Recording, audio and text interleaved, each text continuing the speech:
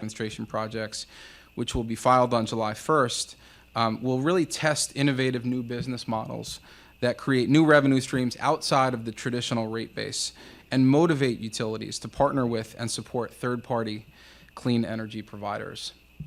So to explore this multifaceted issue, we have a really great panel. Please join me in helping to welcome Ben Kellison from GTM and the rest of the panel.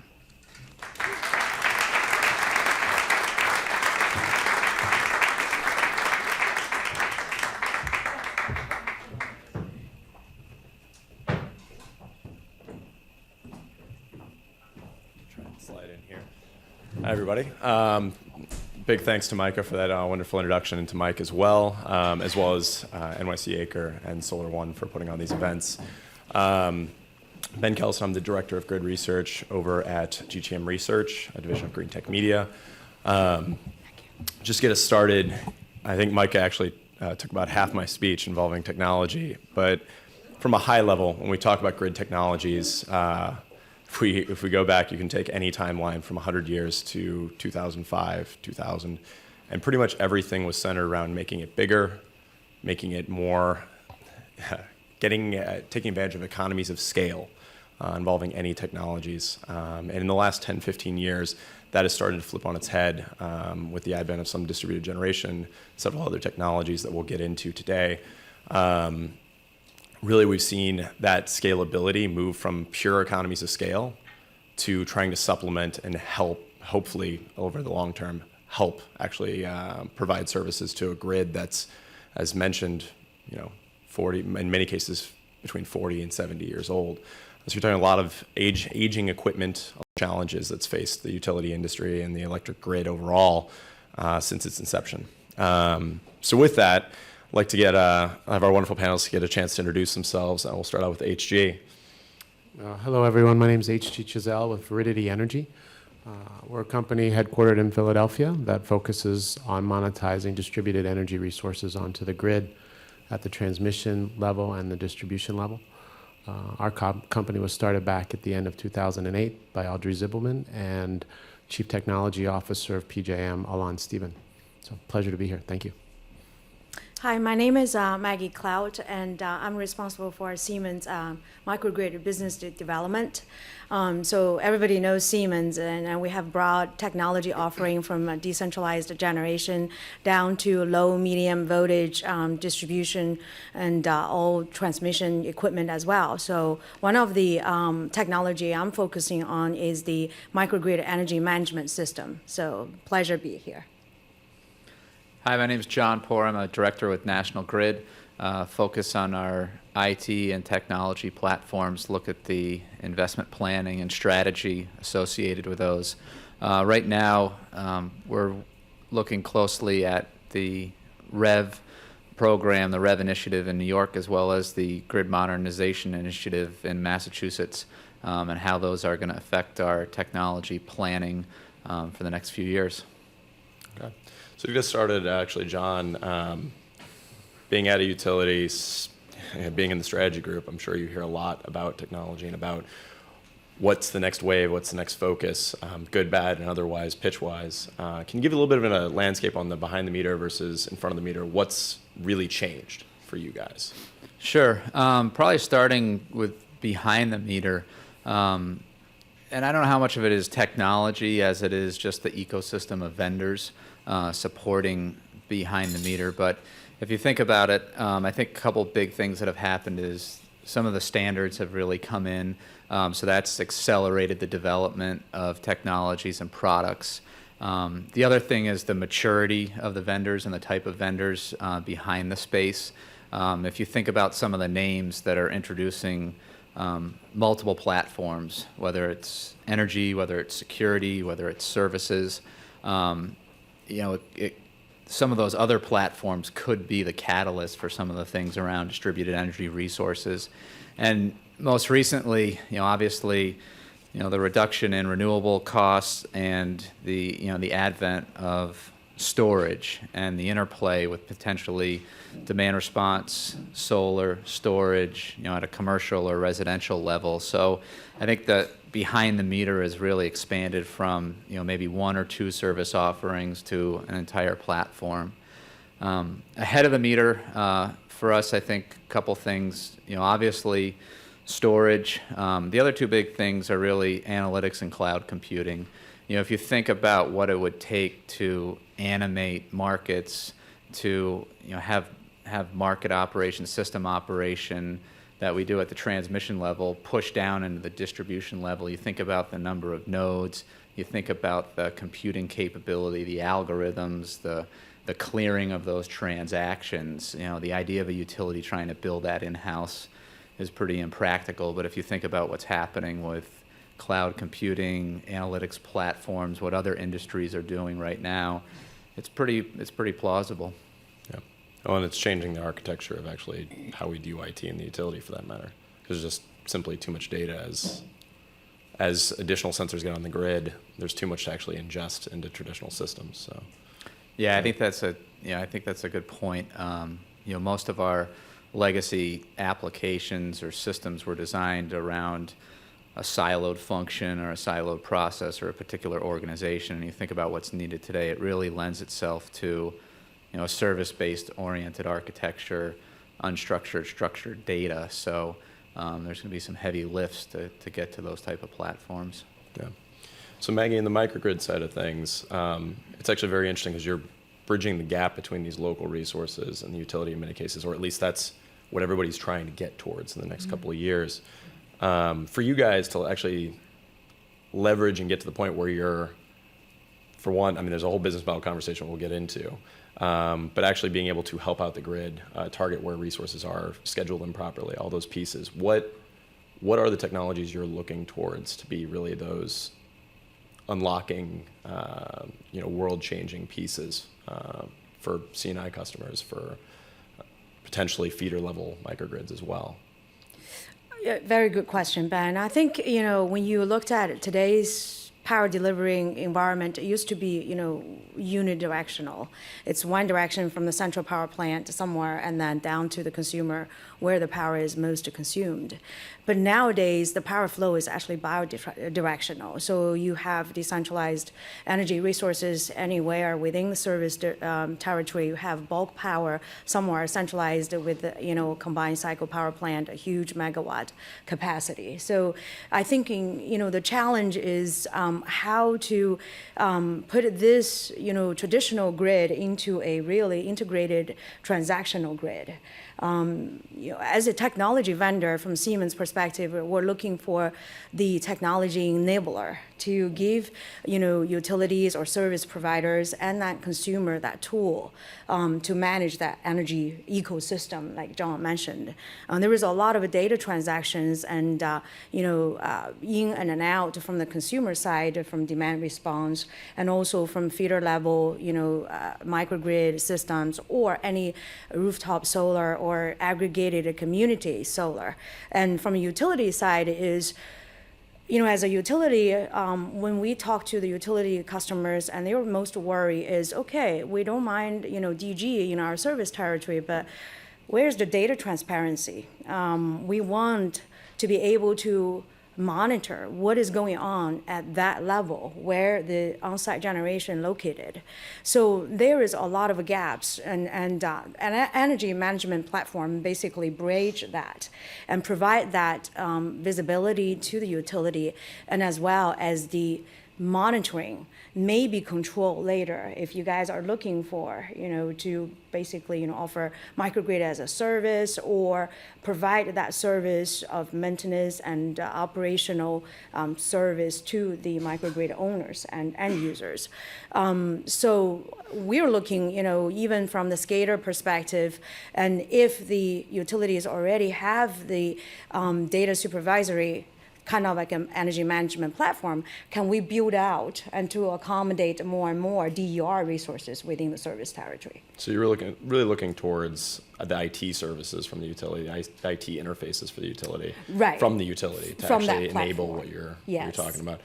John, just on your angle, a lot of talk around REV, a lot of talk around new grid services, some tougher than others. When it comes down to what you guys are looking at to enable EVs to be more interactive and be positive for your system. What are kind of the key technologies you guys are starting to like look at? Because when you look at REV, it's almost like a shopping list of anything that's labeled smart grid or grid edge. It really is. Kind of how does that developing for you guys in the next 3 years, 4 years? So my perspective is, I think at the fundamental level, we really need to understand what the economics are of these different services and what incentives, if you will, or what revenue opportunities there are for these services.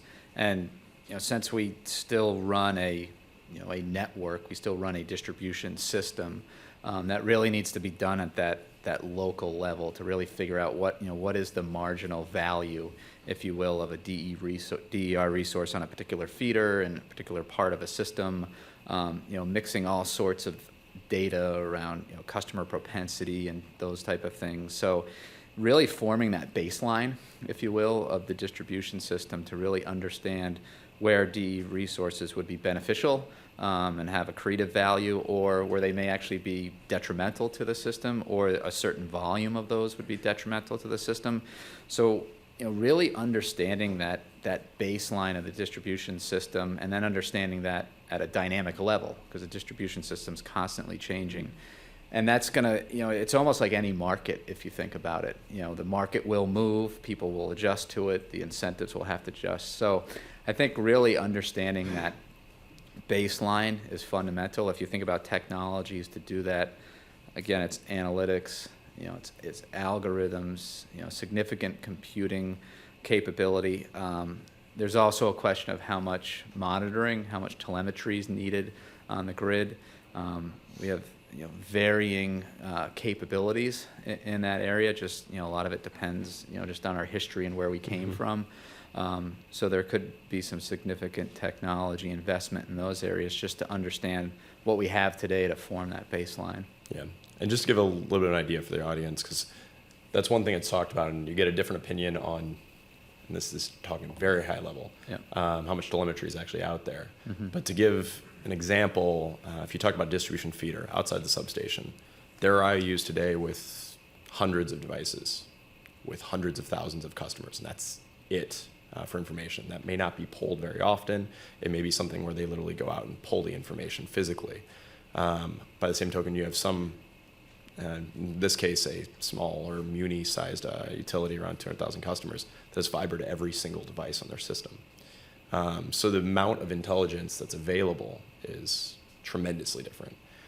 So getting to actually that challenge, and this is one of the things I think is probably the hardest piece within REV, technically speaking. There's an information asymmetry problem between, if you want to actually leverage these tools, utility has information, kind of. There may not be the monitored information to actually provide and create that financial ecosystem yet. But they at least have some information on their system. What kind of information do we actually need to get this market started? What type of technology needs to be invested in to get to the point where you can actually animate a market even at a basic level? Because not all these services are possible. Providing third-party VAR service to a distribution feeder is something that's not going to happen in the next 6 months, unless you're talking about a very specific feeder with a microgrid pilot project. But things like capacity, substation deferral, all those types of things might be possible with earlier things. Kind of how are you guys looking at that? And then kind of as a follow-up, what type of services do you think you need to provide in the way of information to those providers? It's a big question. John, I made sure to put you as far away as possible so you didn't punch me. So You need to take this Strategically located you Yeah. at the far end. take this apart into a few pieces. No, I think that's, it's all very relevant. And I think part of it, there's a technology piece to this. I think prior to that is really understanding what are the business models, what are the business architectures, what are the capabilities that our customer function is going to need, our engineering function is going to need potentially new parts of the organization that we don't have today. So I think it's hard to really pinpoint from a technology perspective what's going to be needed. Probably going back to my prior response, I think there's a need, with the regulator, with the utility, with third parties to really get to agreement on, what is that credible baseline. And if we think about in New York with REV, if the DSIP, if you think about putting out that 5 or 10 year engineering plan of what would need to be added to the system from a capacity perspective to meet our peak loads, I think that really starts the dialogue, and it really becomes a collaboration effort of multiple parties starting to look at that plan, because the utility looks at it through one lens, an entrepreneur or Siemens or Veridity or another company may look at it through another.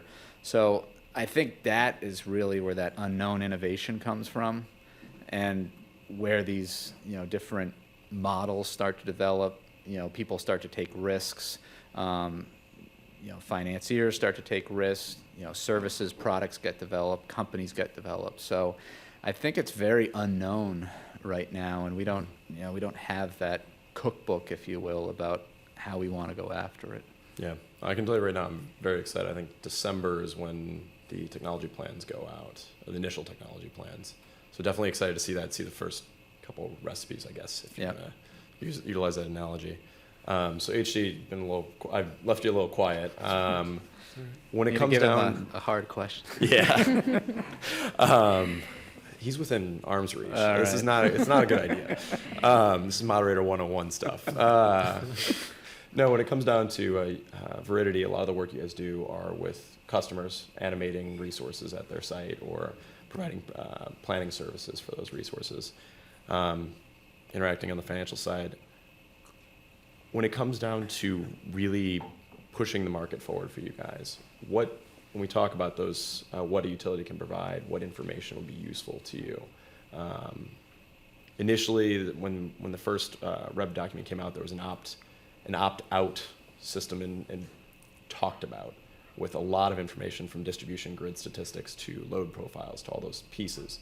For you, what are you hoping to get out of a utility providing you as a third-party information, like to get you started and be able to improve your lead generation? I guess what I want what I would like is a clear expression of needs versus vision. At the end of the day, the success that we make in this endeavor is going to be largely based on our ability to really dig down on the needs. We can approach this problem from many different angles at many different levels, but if we want to start where we're going to have the greatest chance to make the greatest progress, let's start with the needs.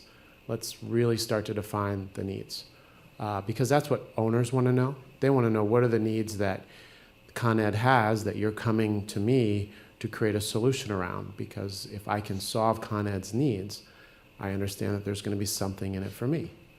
And so what I'm excited about is really separating wants and needs and determining what are the real first steps that we need to address. So Brooklyn, Queens, for instance, that's a great example of a need. Yep. What was it, a crisis? Colin Smart had this great quote that he said basically, Con Ed realized that they were short about 50 plus more megawatts in terms of their planning in Brooklyn, Queens. And I said, well, Colin, when do you need these megawatts? He said, I'd love to have them yesterday. Okay, perfect. Now I've got a real need.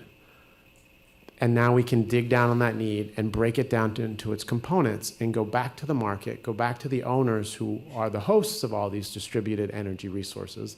That the term is interesting, but at the end of the day, they're all going to roll up into some commercial real estate portfolio. Some owner is going to be the host of these that needs to be in the dialogue about what they're doing and how it's addressing needs.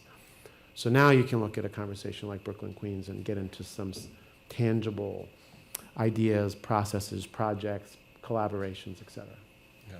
So everything's kind of on hold until you know what services are monetizable, coupled with which areas are identified for. I don't think anything's on hold. I think everything's cruising along right now. I think you look at Doug Stakers here, energy storage. We've got energy storage projects in buildings in New York City because there's a need. There's a peak demand issue. and that's being addressed.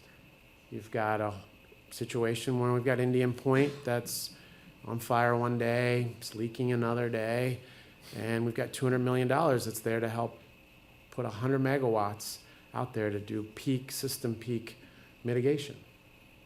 And then you've got a gigawatt of stranded generators across the city that are loaded to 20% of their capacity. There's an opportunity.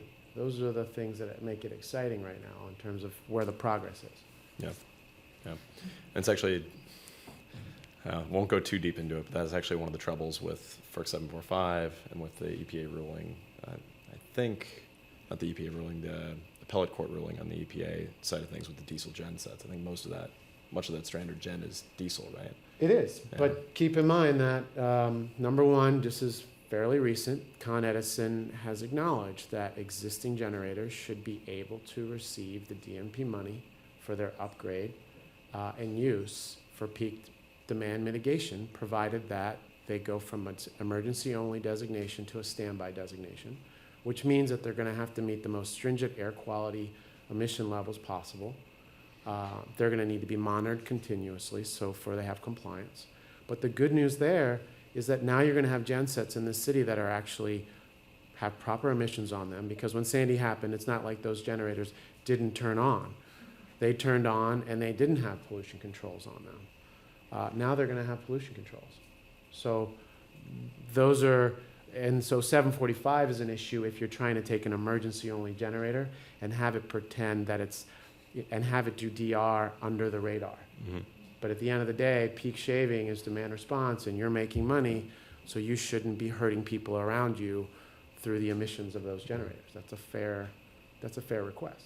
So it's actually a pretty good segue, and I know we talked a little bit about visibility. One of the toughest parts about this is the utility system as a whole has been dealing with plants that are 10 megawatts, 20 megawatts at the very lowest for like a small peaking plant. And in most cases, hundreds of megawatt plants.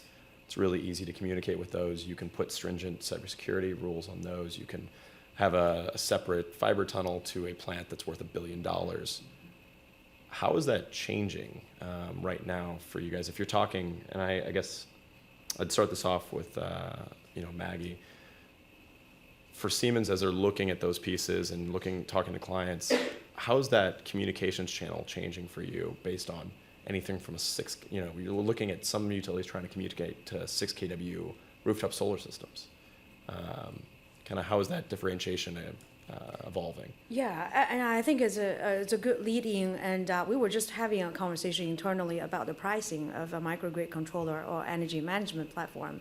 What would be the levelized cost per system, per dollar per megawatt? That's normally the DCS system was judged, right? All the turbine controls and plus the BOP, balance of the plant controls. But when you talk about the DER energy platform to manage all those decentralized generators, and which was really hard to measure per kilowatt or megawatt, because the most important thing is the data points, how many nodes and communication interface you're going to need.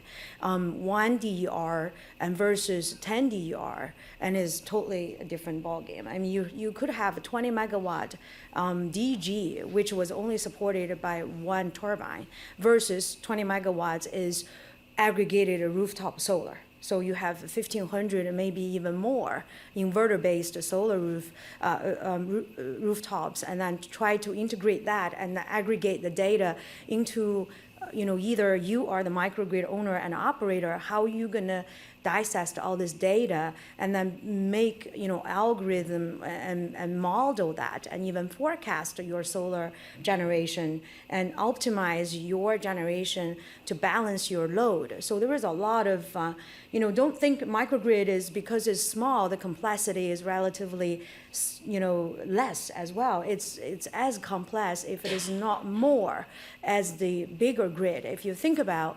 microgrid, the beauty of it is if you have advanced energy management system, when you island mode or when you actually lose the bigger grid. So some bigger grid is down for whatever the reason, severe weather, you have to island. Suddenly you operate by yourself and you lose the inertia of the greater grid. So there was no frequency and there was no voltage support from the bigger grid. And there is a lot of protection you needed to do to protect and then, avoid under-generation, over-generation. How are you going to balance that load and your generation assets? There is a huge amount of, algorithm and model-based optimization needs to happen at this small scale level. And also, utility is worried about your transit back, resynchronize back to their grid. Is your frequency stabilized enough so I can make sure when I close the breaker, you do not jeopardize the grid stability? So there is a lot of, how you bring back the microgrid and DER resources when that island actually happened unintentionally or intentionally. So those, as Siemens, we're looking for those pinpoints from utility perspective, from microgrid owners and operators perspective, and try to have the technology, I think, to offer that comfort level and to give them the tools to have the visibility, to have the control and monitoring competency. And John mentioned it about using, the security, right? And I think that is one thing when we talked about the win-win situation among different stakeholders within the microgrid or DER environment is, you've heard a lot of words about correlation and partnership. As a, developing the energy platform, when we looked at it is we ask, as HG mentioned, utility, what's your most concern when dealing with the DERs? And what do you actually need to know? And what kind of a data you want? So we want to make sure the platform we provide give them that to satisfy their requirement. So, John, one of the things that doesn't get talked about in these conversations that much is requirement to serve. Mm-hmm. And for that matter, kind of implicit within that, keeping the price low. Mm-hmm. I think this is one of those discussions where it's exceedingly important to talk about that, because if you're talking about putting telemetry on a 10 kW system that's in somebody's yard, you start multiplying that.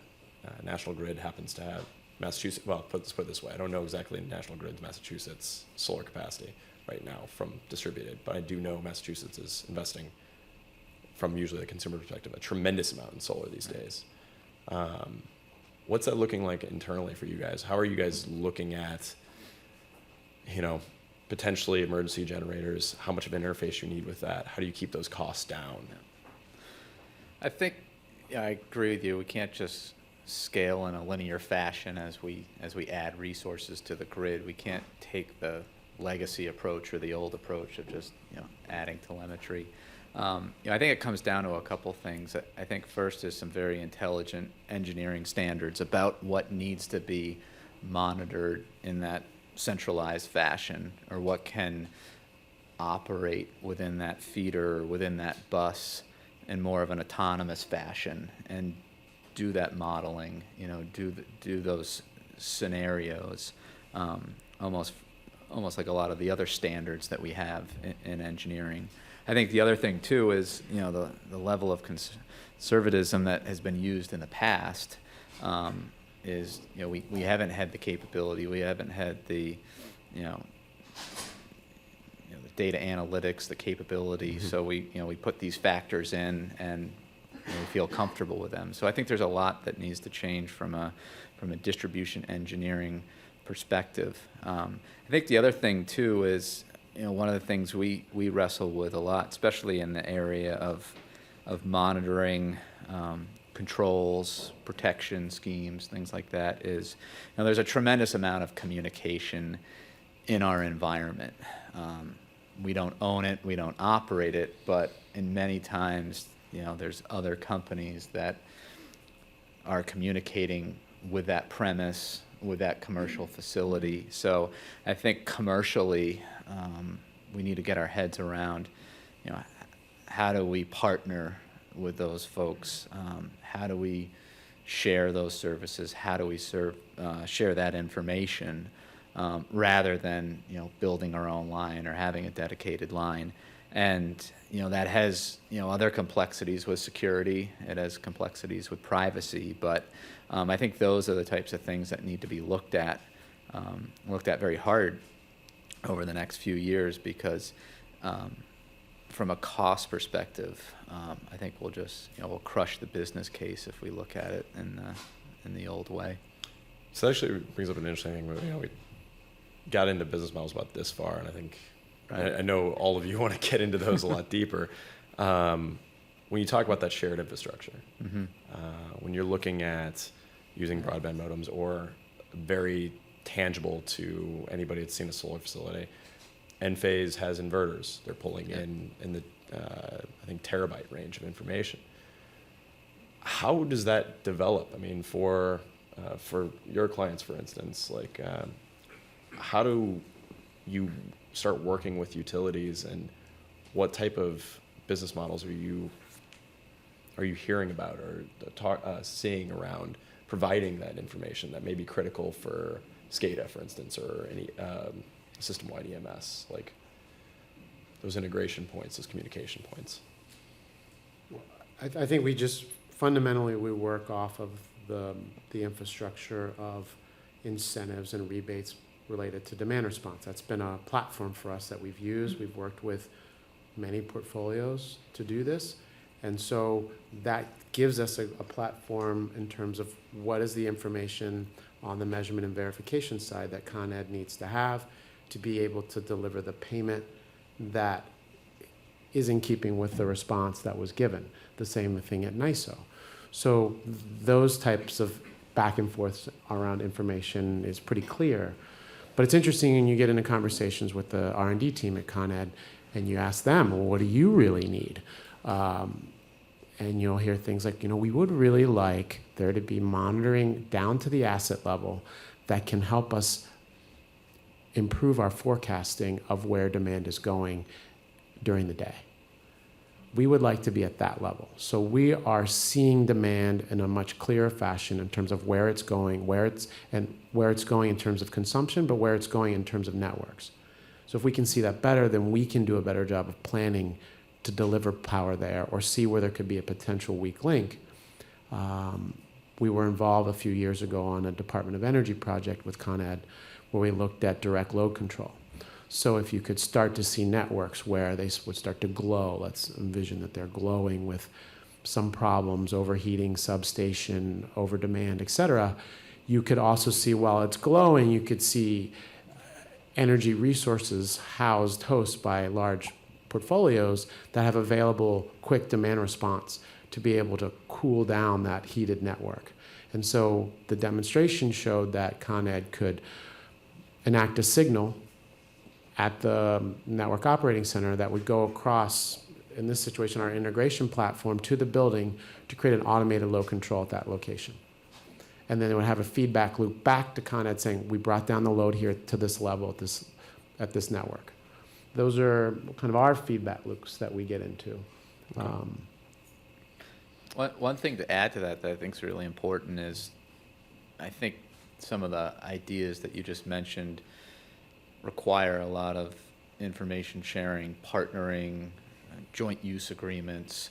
One thing that's a challenge is majority of our investments are incented around making capital investments around the utility, buying, building, owning, maintaining, but also need to be looked at.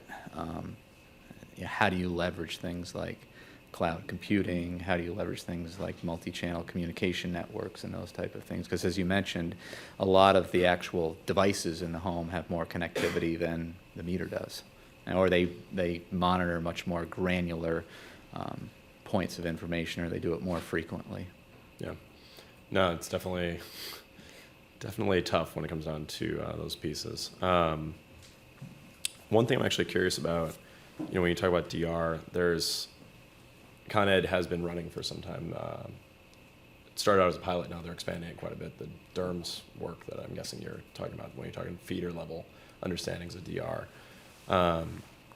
Actually, John, I wanted to ask you, when it comes down to working with NYSO and those types of pieces, that's one of the kind of most awkward pieces within Rev to get your head around what services and how that plays into NYSO's work versus what you guys will be doing as a DSP. No, I think there's a lot of unknowns there, and when the DSP lands, and the services that the DSP offers, how those services are acted upon, how those are aggregated, how that affects forward capacity markets, how that affects the the energy markets. I mean, it's going to be very interesting to see what the the intended or unintended consequences of those actions are, because right now we kind of have the ISOs in the upper half, really kind of controlling, and as a lot of folks have mentioned before, it's it's that supply or that capacity following the load. If you start to invert that, or if you start to change that paradigm, how does that change the ISO's role in the short term and the long term? HJ, actually, I wanted to ask you when we talk about moving towards a more distributed system, when we get into business models, when we get into financing, one of the key pieces there is those incentives for individual customers to invest in resources. Yep. For the people you're talking to, the business owners, the buildings owners, et cetera, is there any difference a few years ago to now in capital plans around investing in those resources, focusing on energy versus core competencies? Because I think one of the most difficult things, and I think for the last 10 years we've seen this with the energy efficiency, one of the toughest things is getting a return is great, but it has to be higher than the typical investment you'd put into your normal business, right? If you can get 15% from buying a new manufacturing line, then you're going to get that over a 5% return from an energy resource. So has there been any shift or thoughts around the clients you've talked to and how they view energy, how they view those capital investments? Yeah, they're starting to understand that it's not a 5% return; it's a 25% return. I mean, this is real.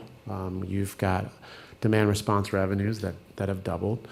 You have incentive money that can pay for more than 50% of major projects, from lighting, battery storage, thermal storage, generators, that enable you to have an ongoing revenue stream once you make that investment. So it really is, there's a huge education opportunity right now among these portfolios that typically have a team led by typically one person or a team that's responsible for energy optimization of the portfolio, right? And their job is to understand how all these things weave together to support the strategy of that portfolio. Where I think Con Ed, NYSO, and others need to do a better job is really stepping into the shoes of the owner, who in the end of the day is going to be their number one partner in all this. Not the DERs, it's the owner of the building where the DERs go is your real partner. And thinking, what do I need to do to communicate my need in a way that they're going to get behind this quickly? So providing $200 million in incentive money with a June 1st deadline to get all projects done was probably not the best way to communicate that to building owners. It might have been better to say, look, we have $200 million, and when it's gone, it's gone. But get in there and try to use it. Because you just can't get these large portfolios to turn that quickly on big projects that would actually make a difference. The other is the demand response revenue paradigm. It's right now, some of you probably know this, but you get a demand revenue stream. And if your performance in these events is at 80% of what you say or greater, year over year for 3 years, you get a significant balloon payment, a bonus payment at the end. The idea is that would keep you in and you'd want to stay and perform well over these 3 years. Probably would have been better to give a little less, make a more attractive upfront demand response payment, but extend its length further into the future and say, you can count on this price 5-6 years into the future. And if you do that right, then third-party finance is going to say, all right, now we got something we can work with. not something that's going to change maybe next year, which has also kept the capital out of the market. They need a lot more certainty than that's currently put out there. So these are things I see would make a big difference in the owner being able to support the utility in its needs. Is that something you see also in other jurisdictions? I know you guys do a lot of work in PJM, for instance. No, it's so we work in PJM and ERCOT. It's just such a different bear in PJM. It's a multi-state regional transmission operator, whereas here you have this massive alignment of one state grid operator, one mega city, and one big problem. So it's very different. Maggie, have you guys noticed that over the last microgrid teams really ramped up in the last couple of years? I feel like at Siemens, but has that been a kind of shift looking at New York or looking at other jurisdictions? Yeah, it's definitely, and I think HG mentioned grid operators. Within PJM, we see a lot of activities, and because of naturally, there is a resource scarcity and not enough generation, and there is a very active market, not from the capacity market perspective, also frequency support, so spinning reserves and all this, and basically, all the DERs can play a role. NISO is definitely one of the market, and we've been looking into also California ISO. It's very active, and if it is not the most active one, they actually recently just came out a requirement by 2030. They want to have 50% renewable portfolio within the entire California ISO territory. So when you think about it, they have quite a bit of amount of hydro and a little bit biomass, and natural gas is not even in their renewable energy portfolio. So you're looking a large amount of solar and a little bit wind because of natural condition over there. So there is a lot of integration with community solar farms, rooftop residential based solar, so how to utilize that. And they even are considering a mandate of energy storage unit. So whenever you have a solar generation, you have to have some sort of a energy storage battery, or you name it, even an EV, to complement or mitigate that intermittency risk. And the other regions is ERCOT. A little bit activities over there, but again, there is a lot of things has to happen. PUCs has get on board, and how the utility is going to recover their investment. So we had some discussion, very good discussion with utility and wire companies down in Texas area, but everybody don't want to move forward until the legislation side gets sorted out. Yeah, and that seems very mixed. Yeah. Yeah, it seems to fall in line pretty closely with a report we released a couple months ago. A short report just talking about how things are being driven. New York. Heavy regulatory effort, and that regulatory effort coupled with incentives are enabling customers to start moving forward.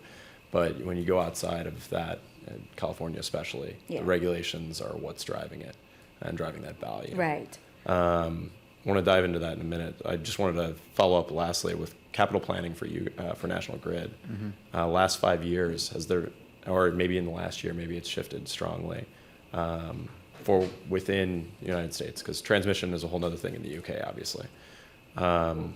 Has there been a major change for you guys and how you're looking at where you need to put your investments because of more resources, because of the data piece? So for our electric companies in Rhode Island, Massachusetts, New York, there's still a significant amount of momentum around replacing aging infrastructure, meeting our reliability needs as well. I think in the last couple of years, that approach or that view is being debated, if you will, because there's a question about do you replace those aging assets like for like, or are there things that you can do incrementally to those to in addition to distributed energy resources, but just improve the efficiency of feeders, or improve potentially how they could adapt to DER resources. Back to your point around islanding and things like that. If you are going to replace or upgrade a feeder, and you have commercial or industrial facilities on that feeder, and there are potential. So you start to think about those things a lot differently. But we're still behind, I think, a lot, just playing that catch-up game, if you will, to replace a lot of the hard assets. Right now, for our company as well, there's a inflection point, obviously, with REV, with Massachusetts grid modernization. If you go back even 5 years, 10 years, the technology, the IT capability needed, between an electric and gas company were relatively similar. But if you think about REV Track 1, if you think about the customer capability that you may need in the future, the distribution engineering capability that you may need in the future, that could be very different than your gas business. It could be very different between states for a utility that's operating in multiple states. Right. So those are big things to consider, and important decisions that have to be made. The other thing too for us from a planning perspective is you do get to a point with a lot of these systems. If you think about distributed management systems, GIS systems, customer systems, I mean these are labor intensive, capital intensive systems. To replace these takes a lot of resources and capability within the company. It takes a lot from vendors. So there's decisions that have to be made.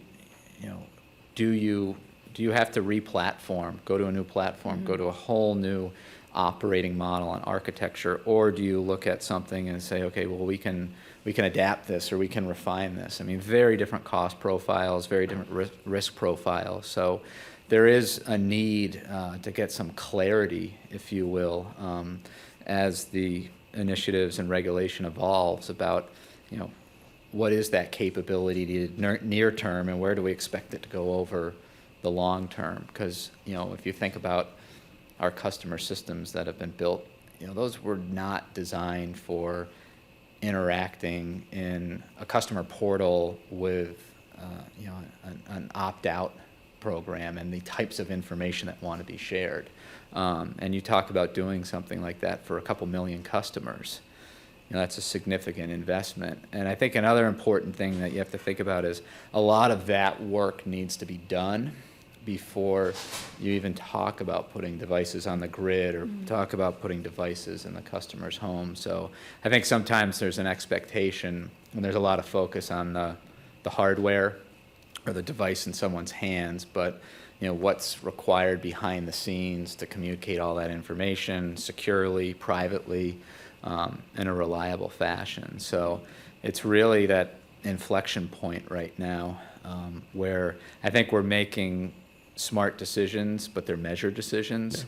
Yeah. And once there's more clarity, I think there'll be more investment, but more certainty with that. Yeah. I wanted to add what John just mentioned. There is a new terminology, probably people already being, heard a lot of, is DERMS, the DERMS, Decentralized Energy Resources Management System. John mentioned it about the grid mod plans and things in that nature. What are the capital planning for distribution network investment in the future? So I think there was one element we really needed to take a closer look is scalability. Whatever the system you're using, either build out from existing energy management system or SCADA system you already have, or have a completely new platform, the DERMS, implemented within the utility domain. So how are you going to scale it up to accommodate, thousands of DERs probably going to spring up in the next, 5-10 years. So that modular and scalability, and from, whatever the platform you're going to adapt to, I think it's one of the important factors for the capital planning or distribution network infrastructure planning. Yeah. One thing I did want to mention, just keying off of what you're saying, John, I think is important. We often forget the people side of things. This is about technology, but you can install the shiniest new iPhone, and if the person doesn't know how to turn it on or is only leveraging the call function, it's underutilized a tremendous amount.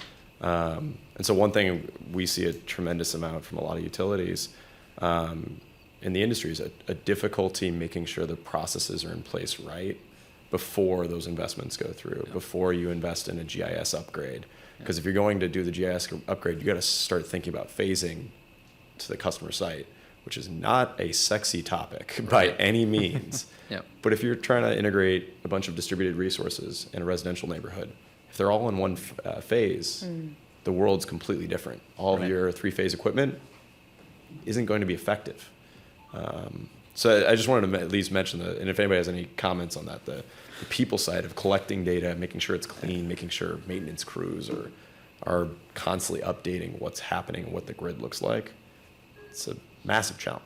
No, I think it is, and I think if you think about the aging workforce, that the utility industry's in right now, particularly in areas like distribution engineering, that operational expertise. So, I think one of the things that should and will come out with a lot of these technologies is, what are the things that you can automate? What are the things that you can actually get into some knowledge transfer? And I think that goes back to some of the other comments we had about what's some of the segmentation, what's some of the grouping, if you will, around these things, so it's not all a one-off. And that it's one of the things that you hope would come out of an initiative like REV, where you start getting, back to your point, that you start getting some standards across the state, across the New York ISO that are repeatable, that are scalable. If you look at some of the things that Texas has done, around being able to bring any device to any home, or the Smart Meter Texas portal and things like that, obviously, in retrospect, they look pretty simple, pretty elementary. But I think those are the types of things that REV needs to land as well around things like microgrids or DER resources or technology architectures or platforms. So there is that commonality, there is that ability to scale, because you may get to a point where even utilities are sharing information with each other. Traditionally we really haven't done that, or if we have, it's it hasn't been that significant. So those are the types of things that I think need to come out of that as well. And a lot of times we think about standards, we think about it at the federal level, or I think we need to get to that with REV. Yeah. One thing. Oh, I would just say that I think it's really helpful if you go into this with the outcome you want in the end. And from my perspective, you want to automate and you want to leverage automation systems to the best you can, because a building engineer who's going to be at the front lines of many of these things that actually happen, typically at that moment when you want that engineer to help the grid, is probably got a couple other things going on in the building at that moment. So to be able to take a building automation system and have those DER assets respond to the specific need at that moment, and have the engineer not have to do it, but be able to overview what's happening, the manager to be able to see what's happening, the energy consultant that is the trusted advisor to the building manager can see what's happening, and potentially the commodity supplier, depending on that relationship. They all can see how that asset, and also Con Ed can see how those assets are responding to those needs, but have it be as automated as possible is very important. Now you automate it and the assets are responding well. How well is Con Ed receiving that information and showing that they're doing these things in an automated real-time fashion, and being able to turn around the incentive back to the owner for doing it? That's kind of like taking it all the way down, because maybe in the end what we're hoping to get here is localized values for peak demand. If that's a critical issue, well, let's make sure that we're addressing it at its proper value where it's happening. because I'll tell you that in certain networks, peak demand issues are going to be worth far more than in others. And then ideally, you're going to get consumers more and more confident as their distributed energy resources that they have are reliably delivering benefit and reliably modulating their load, that they're not going to be on a flat rate anymore. They're going to take that plunge and receive a 20-25% benefit on not being on a flat rate and going to more of a time of use rate because they believe in the system that they have. So that's kind of like how this could start to roll out and start to make more of a system-wide benefit. Yeah, and that's where track 2 is going to be very interesting because we now have, from what I know, the first bill introducing potentially demand charges for residential in the United States with Commonwealth Edison in Illinois, potentially doing it in that territory. You have SMUD going to time of use rates, trying to go to time of use rates as everybody goes for the entire territory. So it'll be very interesting to see how those tariff structures kind of evolve. So we got about 15, 20 minutes. I'm going to switch over to audience Q&A. If anybody else has any additional questions, feel free to pass them along. We have runners going around. But just to start out, Maggie, we got a question, pretty specific one. Is Siemens using NYSERDA's microgrid opportunity zones for future projects?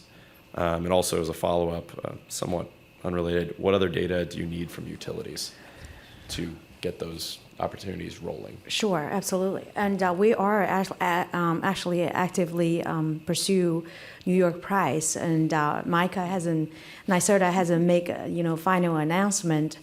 So we went, more than a handful already. Those are community-based, as everybody is aware. Not only the feasibility study stage, that's what we are looking after now. I think Siemens has a bigger contribution to do in the second phase, which is the design phase, and then third phase is build out. One of the portfolios we do offer is financing capability. So we really, taking care of the entire supply chain of a microgrid, if you would, from decentralized generation to the energy management platform, as well as what we call it a D-Boom model, which is design, build, own, operate, and maintain. So we have a long-term service plan and help the owner and operator take care of the service aspect, and working closely with the utility counterparts within the service territory. To answer that second part of the question is, normally as a data discovery, we always wanted to bring the utility within that microgrid is going to locate it as soon as possible to understand their T&D infrastructure. What is the substation capacity? What is the feeder capacity? What is your, most importantly, interconnector requirement? When you talk to the utility customer, the transient management is it's very important to utility. They probably not care too much about when you island, because to them you island, you're out of their way. But how are you going to bring it back? As I mentioned it before, and that's they do concern about that, and also the equipment, and there is indemnity. Liability, basically. If you have very sensitive electronic equipment within your microgrid, if something got damaged because fluctuation of the frequency and voltage, whose fault is that? And you could blame the utility for their fluctuation of the frequency, which actually caused that damage. So when we go in, we're definitely going to ask their interconnect requirement. And also, what are the control and monitoring requirements they would want to basically at the utility. And some of the project, we actually had to supply a panel in the utility central control room to give them the visibility of the DG or microgrid we're setting up within the service territory. So actually, to dive in a little bit deeper, that's all very customized, very consulting, heavy Absolutely. Services part. Absolutely. And that's how the microgrid business has been traditionally. It's not been a huge market. The expectation is that it's going to be growing quite a bit over the next several years. Getting away from that super custom fit, unless it's a utility-owned microgrid, which is a whole nother beast. And there are several pilots around the country and a few in Canada as well in that respect.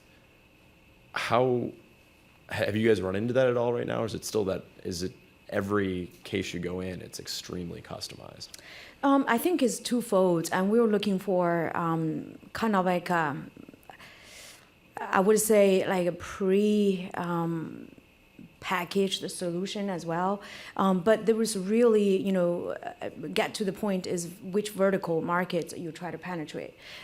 If you're talking about data center, and that could be very down to the point, the solution could be relatively standardized. And for example, you would have UPS, and most of them already have some type of a diesel genset, and most of them already have at the backup generation to achieve those 5 nines, 6 nines reliability. And they might want it to be, greenish as part of promoting their data center. So we would consider solar plus battery. So those type of kind of like a relatively prepackaged solution, but that's not going to fit for all the vertical markets.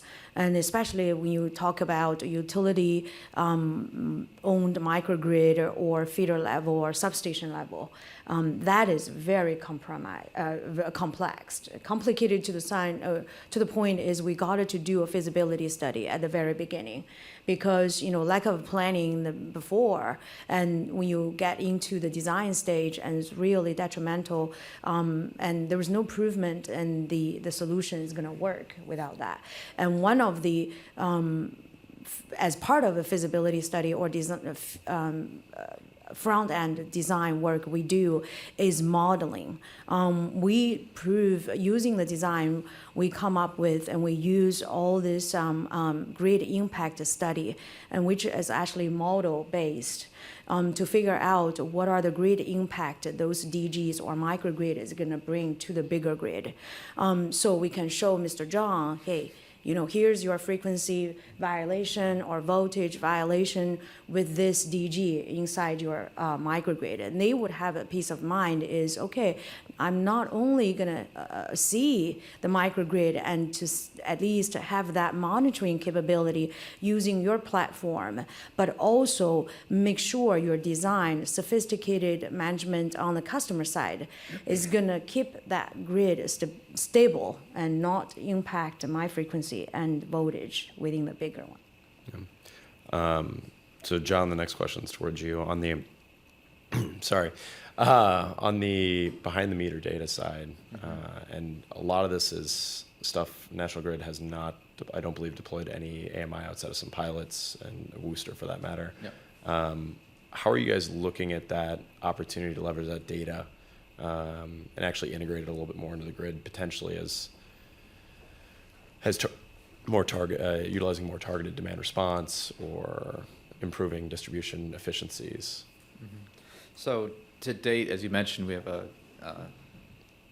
smart grid pilot in Worcester with about 15,000 customers and a number of feeders, where we're testing a whole number of distribution automation, voltage optimization, CVR schemes, as well as time variant rates, different demand response options, information feedback.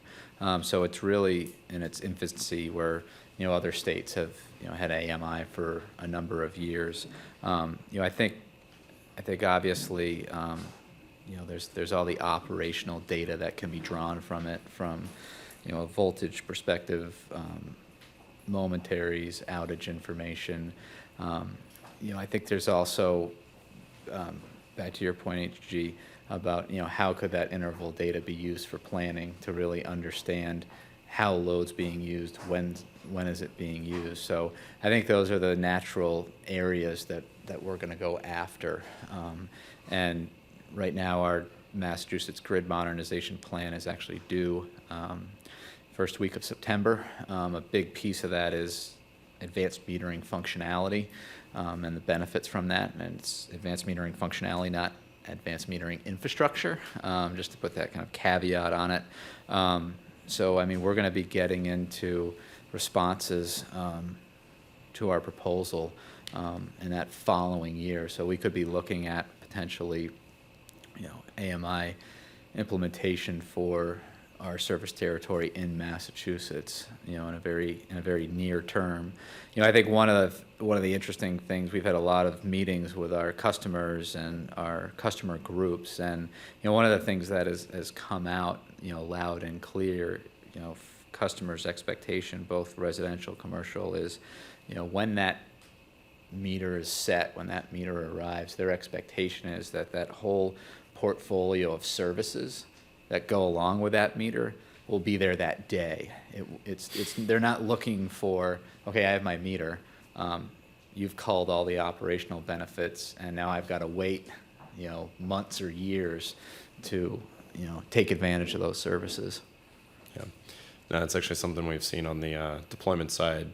People have been getting their MDMs in place, at least for the customer data, not necessarily for the operational benefits, Right. but getting those back-end systems in place before they put one meter out in the field. Yep. And I'm going to pick on you again because Sure. you're too far away to get to me. But we had a question on, and this I think would actually be pretty relevant for what you guys have been up to the last few years, integrating newer systems with legacy systems on the operational side, like SCADA and potentially DERMS. And I know you guys think the DMS is getting near launch, right? It's almost in production. So, we have plenty of opportunities to integrate old systems with new systems. But actually, we went live with our EMS system, both in New York and New England, mirror image systems that can fail over, provide the